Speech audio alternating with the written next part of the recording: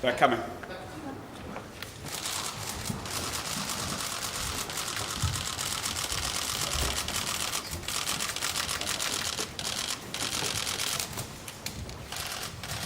Ladies and gentlemen, I'm pleased to announce that the National Party caucus has just elected me as the new leader of the party and Paula Bennett as the deputy leader.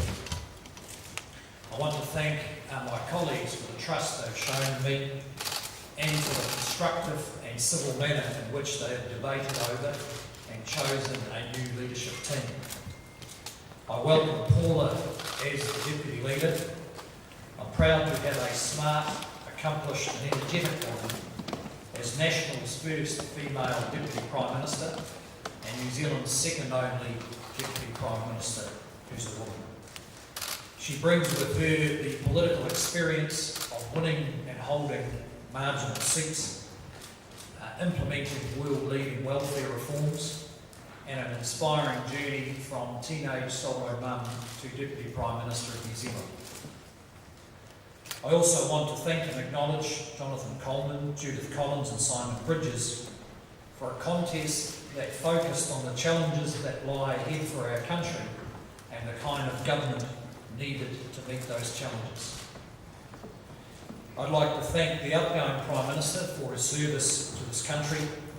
His strong and positive leadership has guided New Zealand through recession and natural disaster. Because of his unwavering confidence and optimism, New Zealand is a better, more confident country.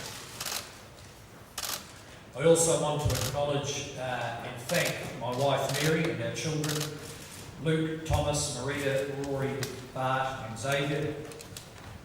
We have together seen the best and worst of politics. Their inspiration and support have brought us all here. Can I say how excited I am to be leading a strong team of MPs full of ideas about how we can make New Zealand an even better place to live, to work and to raise a family. In the coming months and years, we will focus on building the roads, public transport, schools and houses needed to support a strong economy and the growing population. We'll also focus on better incomes for our households, safer communities and smarter government support for the most vulnerable.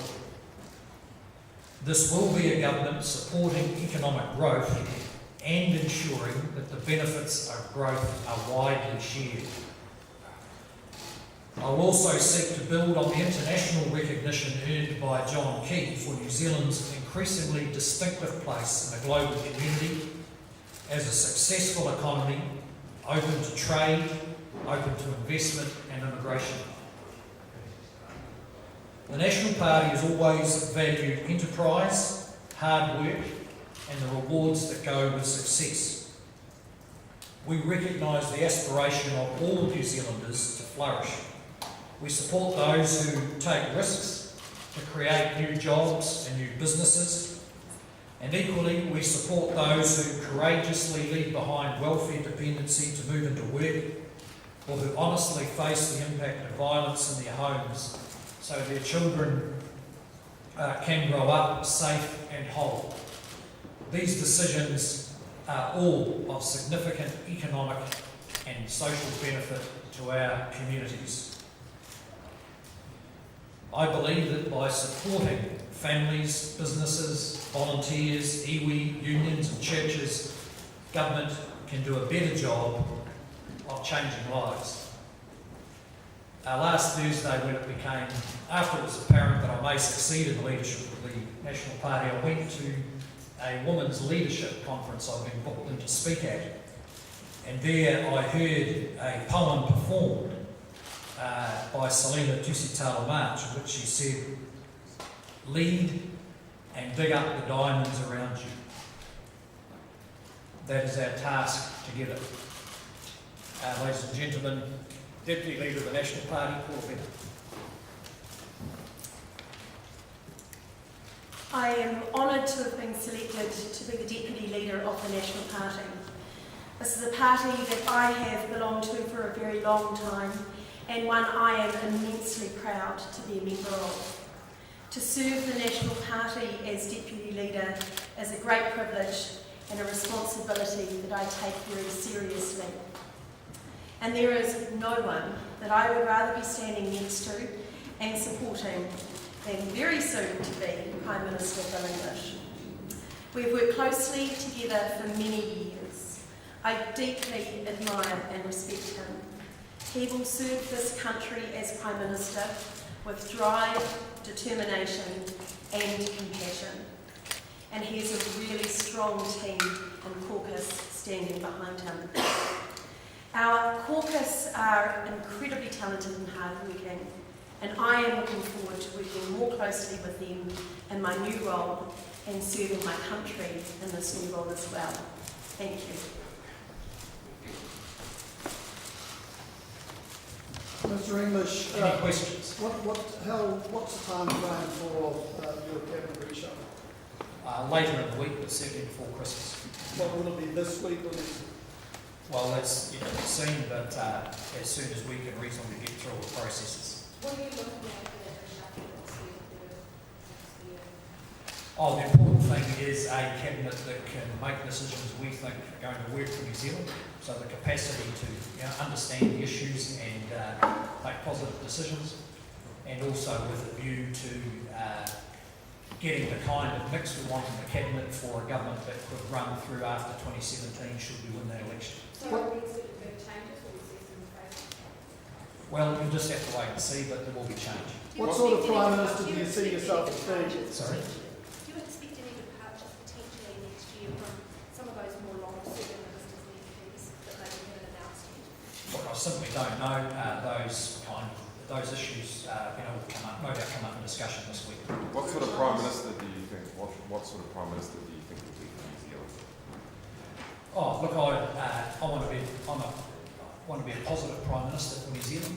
I think that we're a country that's matured in many ways since the very difficult period we had in the late 80s and early 90s. I've been able to watch that whole process. I want to be a Prime Minister where New Zealanders feel that they can flourish here, and not just some of them, but all of them. How will New Zealand's relationship with the rest of the world change, if at all? How do you see your relationship, the crucial relationship with President Trump? Well, we've had a period of a good relationship between John Key and President Obama. Clearly that's now changed. As a small country, we need to do all the work. And I'm sure it will be, like everyone else's relationship with the US, something we need to think through. But it's been critical to us. We've just recently had, the first leadership in 40 years in our harbour, so the fundamental relationship's in great shape. And we'd like to, use the opportunity of the relationship with the US to influence them, on issues that matter to us. And will it be for the rest of the world? How will New Zealand's position change, if at all? Look, I think we'll continue in the tradition of honest broker. I think while we're a small country, because of the increasing international recognition of our good economy, open to trade, political stability, we're not having to deal with some of the difficult issues other countries are. I think we can have a bit more influence as a positive, forward-thinking country. Mr. English, why do you think you'll be able to lead National to a better result this next year than you did in 2002? Oh, well, completely different circumstances for a start. Not up against a first. Helen Clark trying to win her first election in government at a time when the Labor Party was probably at its peak. It's declined a long way since then, so they're a different opponent. And I've learned a lot since then. I think I've said it this week, you learn more from losing than you do from winning. New Zealand just has such a fantastic platform. I'm pleased to have been part of the team with John Key in setting that platform, and so it's a fantastic opportunity to move ahead. Mr. English, how active are you in your Catholics for Faith, and what role has that played in the life of public service? Oh, well, I'm an active Catholic and proud of it. It's been an influence in forming my judgment, forming my conscience. It's no guarantee of virtue or perfection, that's for sure. And I think people can make up their own mind about how that's impacted my public life. I recognise other people have different sets of beliefs, and they motivate those people to do the best they can to do good. So and I suppose the last point I make is it doesn't define me, but it's an important influence. Prime Are Minister, you still opposed to gay marriage and abortion, and are you out of step with other New Zealanders on those issues? On some of those issues I may be. My views around abortion and euthanasia I think are pretty well known. I'd probably vote differently now on the gay marriage issue. I don't think that gay marriage is a threat to anyone else's marriage. But again, I don't intend to use the position to try and influence those issues that have been dealt with by the Parliament and by the process of law, and I accept that. what's changed your view on gay marriage in just a short time? Just seeing the impact it's had for couples, and the fact that it doesn't erode marriage in some ways. It's an affirmation of the concept. John, you had a famous Sorry? And Yes, I would. would still allow countries like that for this? Yes, I would.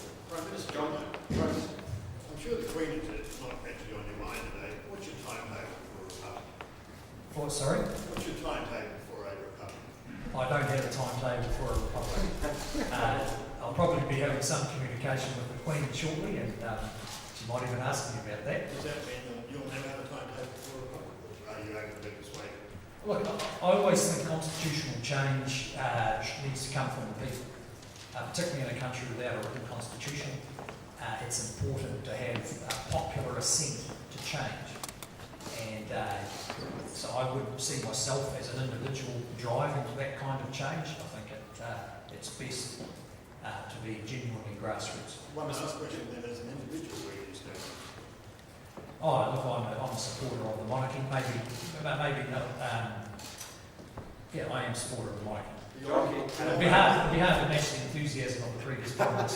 Prime Minister, will you meet with the families from Pike River when they come to Parliament tomorrow, and are you prepared to reassess going into that line? Look, I simply won't have the time tomorrow, to be honest. I mean, they've as I understand it, sought an appointment quite recently, but happy to consider meeting with them at some stage later. But I need to, have a very good look at the situation. And in terms of reconsidering whether people can go into that line, are you prepared, as Prime Minister, to reconsider that?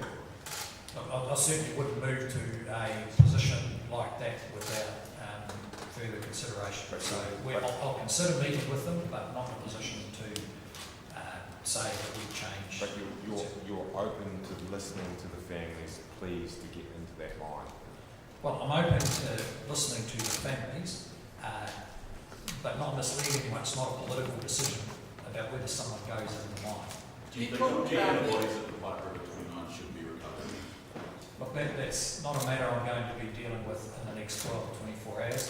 I'm willing to give consideration to meet with the families, but that's not the issue that we're going to deal with in the next day. You talked about sharing the benefits of economic growth with everyone. Will you be putting new emphasis on that than the government? Well, people will make up their minds about the English government compared to the key government. That's their business. I'm just making it clear that I believe it's an important part of the progress of New Zealand, that as we have a strong economy, almost uniquely in the developed world, most New Zealanders would expect to be able to share in the benefits of that, and government has the opportunity over the next 4 or 5 years to assist. Just in on the terms of Prime your, Minister. social investment approach, would you see yourself retaining some sort of, being a custodian of that, or passing it on to another minister?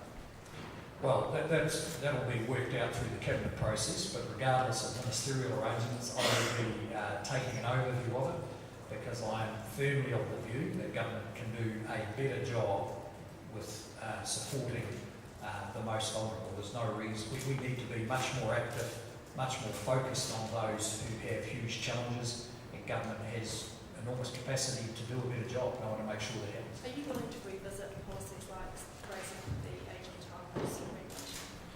Well, we haven't had any discussion about that. I mean, part of the discussion of the last week, is to give us the opportunity to take a bit of a stock take with policy, go through, just check how it looks in the light of change of leadership, the proximity of the election, and changes in the team over the next week or so. But Mr. Key took a very strong personal stance on that, saying people resigning from New Zealand have pressed under him.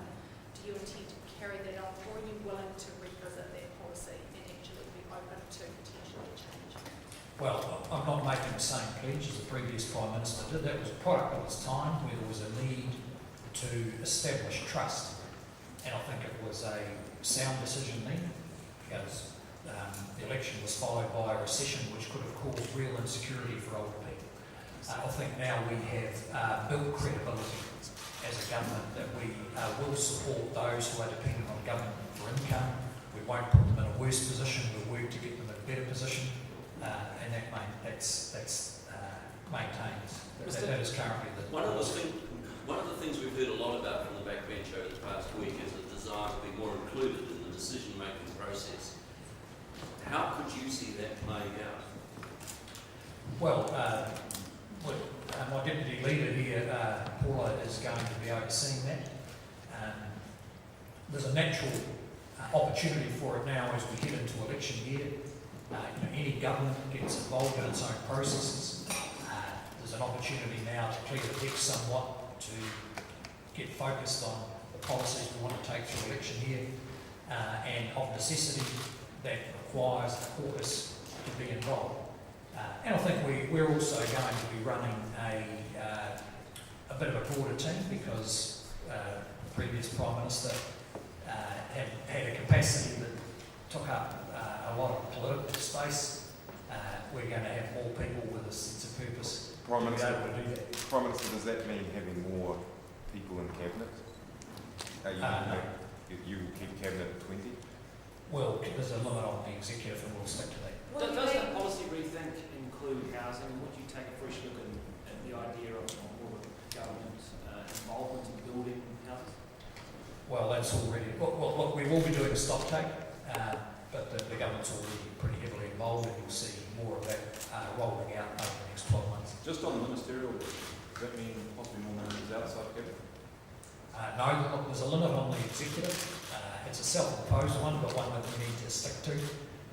So you shouldn't expect to see an expansion of the executive numbers. Prime Minister. Sorry? Well, look, that's really a matter for election 2017.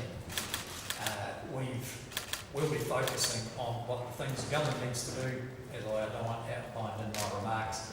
Look, we've got a historical relationship. I was in the caucus in the early 90s when Winston Peters was there, but our focus is on policy that's going to work for New Zealand. We've got a coalition in place. That's naturally who we're working with, and the business of worrying about New Zealand first, I think, will arise after the election. John, we have a strong relationship with Malcolm Turnbull. What's your relationship like with Malcolm Turnbull, and how do you see the New Zealand-Australia relationship progressing under Prime Minister Billy? Oh, look, it will progress positively. We need Australia to be doing well. That helps our economy. I know Malcolm, I know a number of your other senior politicians fairly well. New Zealand's getting quite good press coverage over in Australia. They've got a positive attitude towards us, and I think that bodes well for an ongoing positive relationship. The progress of it now is always going to be incremental, because we have one of the most integrated economies between two sovereign countries in the world.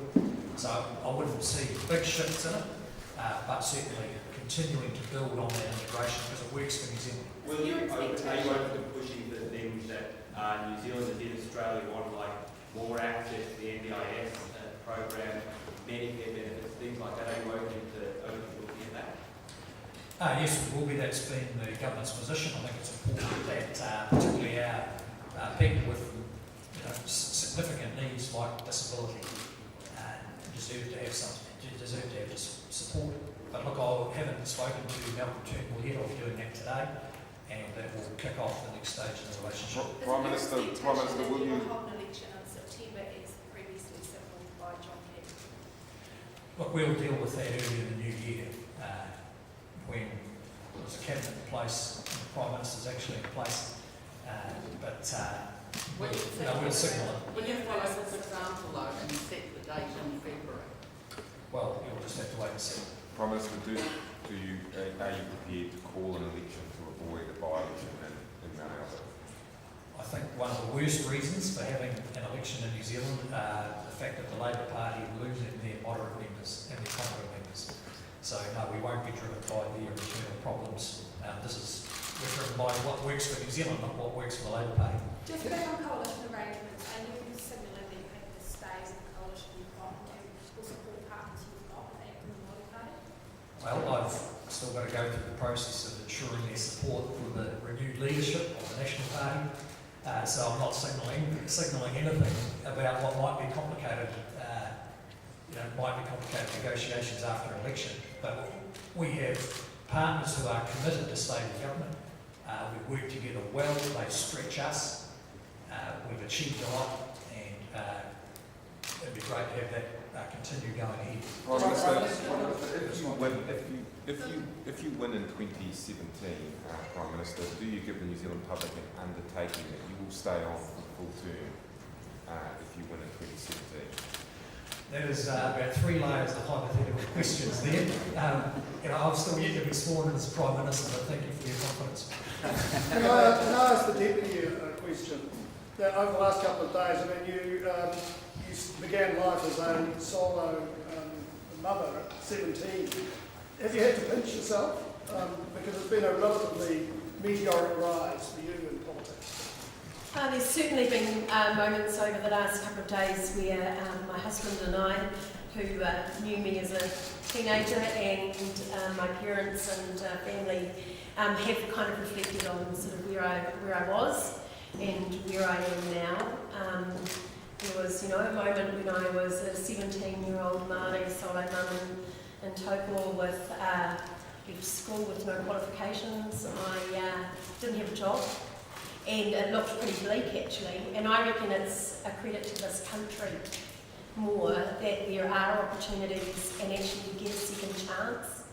And if you step up to them and then step in, New Zealanders reward you for that hard work, and it's what drove me to the National Party actually was that real drive behind it that you can really make something of yourself and they'll give you a second chance. So the last couple of days have been pretty reflective, I must say. Are we going to see a more serious Paula Bennett now? I think you'll see all of who I am.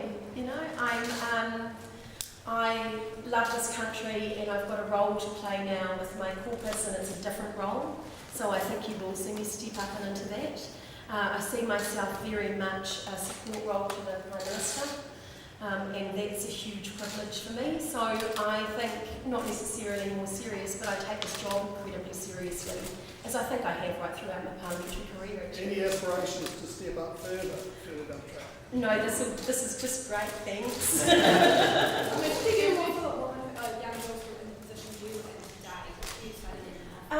I know how incredibly hard it is, and I also know that I'm about to tell them that there is opportunities out there and that their future is not predetermined. And I know them hearing me say that they will be sitting there going, yeah, all right for her to say it. It is really hard to see beyond the day, to let alone think about where you might be a week, a month, or years from now, because it's kind of can be a bit of a day-to-day struggle out there for a lot of too many New Zealanders. And I think that under Prime Minister Bill English, that we can really drive a different change for all New Zealanders, as he has pointed out. And so I do say to them that there's opportunities and that people will give you a second chance. And even with baby in tow, you can sort of pick that up, and there's some remarkable people that will back you. And I also recognise that what I'm asking of them is a really big call and quite hard for them to see it sometimes. And how important your role facilitating the voices that coming through, how do you see that working out? What sort of discussions have you had with the backbench about that? Oh, look, our backbench are incredible, as are all our caucus, and I've always worked closely with them, and I must say, in recent times in climate change, I've got some really strong backbenchers that know a lot about it and are really interested in the area. As Belinda just said, we think about we're going to be working really closely with them on our policy manifesto next year, how we do that. We've got some great opportunities right across government, actually, in different areas that we're working in, that outreach to the public and how we spread our message, getting the best out of them, which is going to be a struggle because they're so good. So we're going to have to really look at how we do that and where we do it. But there's a lot of opportunities, and I'll just be playing my part in making sure that they really do have them. How Prime Minister, important is can I it ask that you're the first Māori in a leadership team for a long, long time in New Zealand? Yes, I am, and I am incredibly proud of my Māori heritage and where I come from. Like a lot of New Zealanders, I grew up certainly knowing that I was Tainui, certainly recognising that, particularly through my grandmother in the Waikato, and so I know where I come from and I know what that means. But I also grew up in a household that didn't speak Māori and that was kind of focused on being a New Zealander, so I can't pretend to be someone I'm not. I didn't grow up on Nera Marae. So I kind of bring all of whom I am, and if I hope that I can show the respect to the role and being a Māori woman that brings. Prime Minister, will you be giving consideration to giving John Key a knife? Well, it's not as if he's never asked. I'm sure that at some time that will be appropriate. Will you hold weekly press conferences? I would intend to continue the communication style of the Prime Minister to the extent that that's possible. Will you move to the Premier House? At the moment, it appears no. We're happy to be in the House of Representatives. Is John Key going to stay on in the meantime for the House? No, John's packed his office and he goes off to the Governor General this afternoon. Yeah, but becomes a backbencher. But he's got to live in Wellington. Look, I honestly don't know the answer to that question. So who will live in the Premier House? Well, look, that'll be sorted out, but probably not us. Will Paula Bennett? I don't know, look, that's yet to be sorted out. I'm sure it's on the mind of every New Zealander. Prime Minister, there's been a number of sort of anti-establishment votes this year in England and in the US. Do you see that as a liability potentially going into 2017 being an establishment candidate that we could have this sort of uprising? Oh, no, I don't. Although it's always a warning to be listening very carefully. But this is a government that has spent a lot of time engaging pretty directly with a very wide range of people. I mean, our ministers are out there consulting all the time. It's become part of the style of the government. So I think we're in a good position to pick that up. I've been part of conversations just in the last few months around New Zealand where talking with voters about where those voters might be. And, we have the ability to, I think, listen pretty carefully. But equally, the economy here has performed better than most others, so we don't have the same large pool of people who feel like they're missing out. And an economy growing at 3.5% as it is now, the opportunities have been there for most people. There's always someone though for whom we can do better, and we're committed to finding them, working out what's going to work, and doing better. Prime Minister, what's your Let's summarise the difference between an English-led government and a Key-led government. Well, I don't think we can yet because there isn't yet an English-led government that will start this afternoon. And look, in any case, the public will decide about those differences.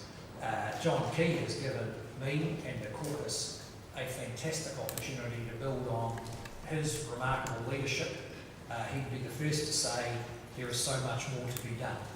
And we recognise that and we're organising ourselves for it. We'll have different circumstances. We're not heading into a recession. Hopefully there aren't a series of major earthquakes out ahead of us. The global circumstances are a bit different, so the government will be a bit different. Prime Minister, can you elaborate? Helping people who are less fortunate than socioeconomically. Do you think that's a characteristic, a different characteristic of what was your government and the Key government? Look, again, people will make their own judgment. The the government's been on a track. The current, under John Key, the current government has supported, for instance, the first increase in benefit levels for families with children on welfare in 40 years. So I think a few pegs have been laid down, and we're signalling that we'll be continuing down that road. Prime Minister, can you elaborate on the Selina Tusitala Marsh poem that you quoted and what you sort of particularly mean by that line about diamonds? Oh, just simply that, in a country that's going well, people have the opportunity, and you find them everywhere.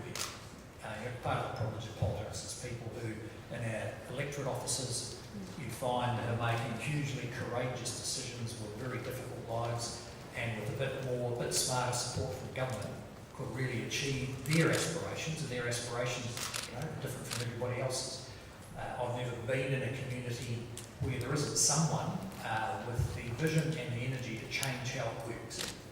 And so I suppose someone else said something that I meant, and that's why I quoted it. So you're talking about diamonds throughout New Zealand society? Well, look, yes, the government isn't the answer to everything. Most of our answers are in our own families and communities. Sometimes government gets in the way of that. This is a government that is going to be focused on understanding at a very individual level what's going to work with people, and then supporting them to achieve it. And that's underway as part of our social investment focus, for instance, is really understanding our customers. What is it that a 23-year-old with mental illness really wants, and what can we do to ensure they get it? The same as going into a business or talking with young entrepreneurial people. What is it we can do so that they can achieve those aspirations? And look, it is a political difference between us and the current Labour Greens coalition who believe the government's the answer to everything. Just going back to what Sid Peters, you did mention that you worked with them in the past. Was it a good working relationship, or was it challenging at times? Challenging at times. Would you be happy to have him as your Deputy Prime Minister in a coalition arrangement after next year's election? Again, there's several layers of hypothetical we've got. It's not that hypothetical. Oh, it is. And, but would you be happy to have him as your Deputy Prime Minister? Those issues will be dealt with at the time. Judith Collins, though, in this race for the leadership, mentioned that it was important to start working with other opposition parties, including with St Peters right now. Do you not believe the same? Well, we're always working with opposition parties trying to get support for legislation. Now, people forget that we need votes in the Parliament every time we pass a bill. Some of the legislation that we're working with has been quite challenging in getting the numbers. So if New Zealand First are there to assist us consistent with their rhetoric, then we're happy to have their support. But that's fundamentally how the relationship works. What's your position on the Kermadec Ocean Sanctuary? Do you still want to go ahead, and what's your message to iwi on it? Yes, we do want it to go ahead, and we'll just find a way. We've managed to solve quite a few complex problems with iwi over the last 7 or 8 years. When you get an atmosphere of trust, it's always possible to find progress, and I've been part of that, and I'm sure we'll find a way. It could take a while though. Just on Piper, can you clarify your position, just because I'm a bit confused about your earlier answers? Should the bodies stay or come out? I'm not taking a view about that. All that's been asked of me is whether I'll meet with the families, and so they want me to agree with them that people will go into the mine. I'm willing to consider it, but I don't want to mislead them that it's a political decision. It is not a political decision about whether someone goes into that mine. It's a safety decision, and we've already seen the consequences as they are bearing of what happens when things go wrong in a mine. So under your leadership, it's a blank page in terms of Piper River. You'll consider all the options? No, I wouldn't characterise it that way. And look, I need to get sworn in as a Prime Minister. I said I'm willing to consider meeting with the families at some stage. It won't be possible tomorrow. And I don't want to mislead them that I can, as a new Prime Minister, make that mine safer or change the law in New Zealand. Josh, you took tourism and other Prime Ministers before David Hoggett took education. Is there one particular portfolio that you yourself want to take? Look, I'm in a slightly different position because I've been in the core of the government for 8 years. So I've got a pretty good knowledge across the whole range of portfolios. So at this stage, it's unlikely that I will pick one out. But I think the ministers and the public service, I think, will be reasonably clear that some of the issues I've focused on over recent years, I'll continue to focus on. You mentioned there a 23-year-old woman with mental illness. Do you think mental illness is one of the areas that the government needs to put more focus on? We already are, but we've got some way to go to change the way government works so that we can be more effective for that young woman. But that's all part of the policy making process. You mentioned earlier that you would continue with some of the Prime Minister's traditions, such as the press conference. Will you be making pre-Christmas appearances on commercial radio? I don't know. I haven't been asked, but I'm sure that there'll be some discussion about the nature of those appearances. Several journalists have written about your occasional bad temper. Have you got the right temperament to be Prime Minister? Have you learned anything over the last few years? I've learned an awful lot. And John Key had a fantastic temperament. I've learned a lot from him, but also have a pretty good temperament. You know, politics is often about things that do really matter. Sometimes it's about things that don't matter, and there's no point in getting upset about those. But I don't mind at all my ministers, members of the public expressing strong and sometimes divergent views about things that matter to them. That's part of people believing in things. Just back on Pike River, put my question a different way. Should the mine be sealed as currently planned? I don't have any different answer to your different question than what I've already given. Can New Zealanders, Mr. Inglis, can New Zealanders expect your social conservatism to flame the way you need? Look, it's, I'm quite happy with my views. I know that the views that a number of people don't deal with. I found New Zealanders don't mind your view as long as they know what it is. You're not going to be activist in the sense that you'll be advocating your position from them. That's why I've made it clear I wouldn't use the position of Prime Minister around those particular issues. But I think that there's a social conservative is a pretty broad label on issues such as how we deal with family violence, for instance. I think people want to see a government that understands intact families without violence are much better for our community. And so in that sense on influence, the sort of renaissance we see among Māori about putting back together some of the effects of 30 or 40 years, 50 years of welfare dependency is very encouraging. Just on Premier House, could you sell that? Could you possibly sell it?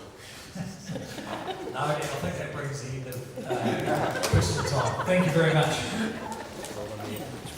You can do that.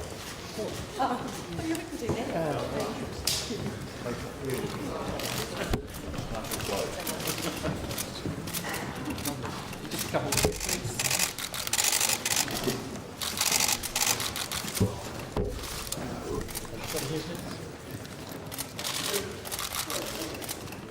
Last but not least, right in here, Dave. Just really nice. Thanks very much. So, can we go to this side?